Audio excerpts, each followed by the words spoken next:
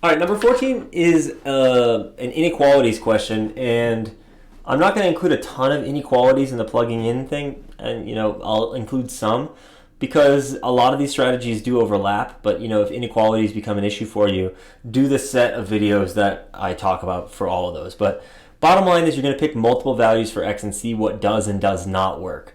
So in this question, if you got to read the question, pause it. But essentially, they say width is x. So this is width. And I'm just going to try something in the middle here that's kind of maybe somewhat easy to work with. I'm going to have to multiply by 2.5. So I'm going to pick x is something in between 11 and 2/3 and 17. That's also an even number. So let's try 16.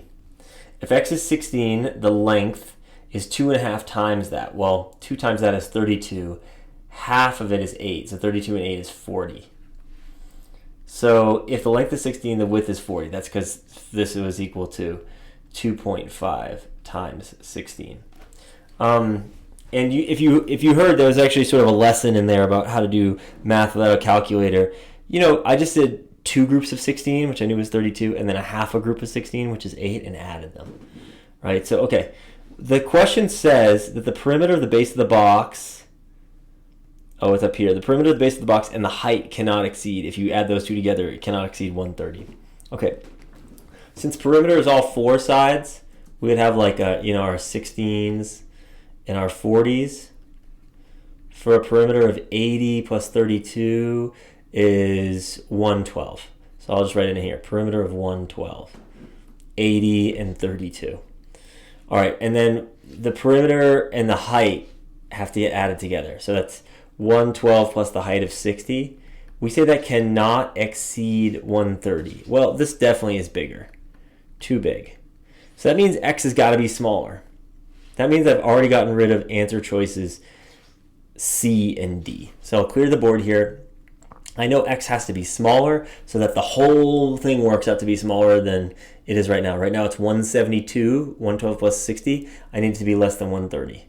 So I'll just cross off C and D because I know that doesn't work. I know x has to be smaller. And now I'll try something in between here. In fact, that's kind of tricky to pick something in between.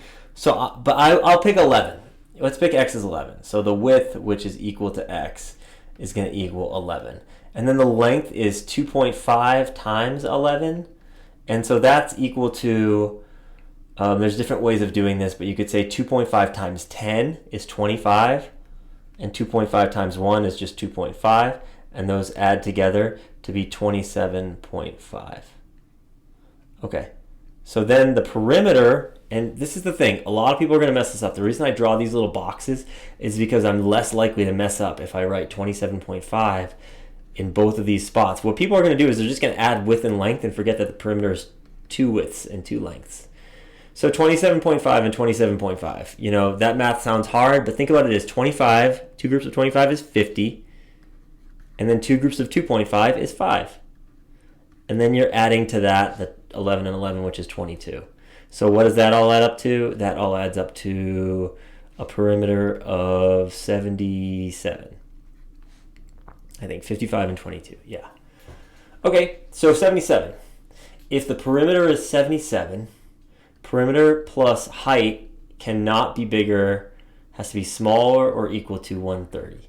Well, perimeter is 77, height here is 60, and 60 and 70, I think this is too big. You know how I know it's too big? Is that 60 and 60 is 120, so 70 and 60 is already 130. So that extra 7, 77 and 60, is bigger than 130.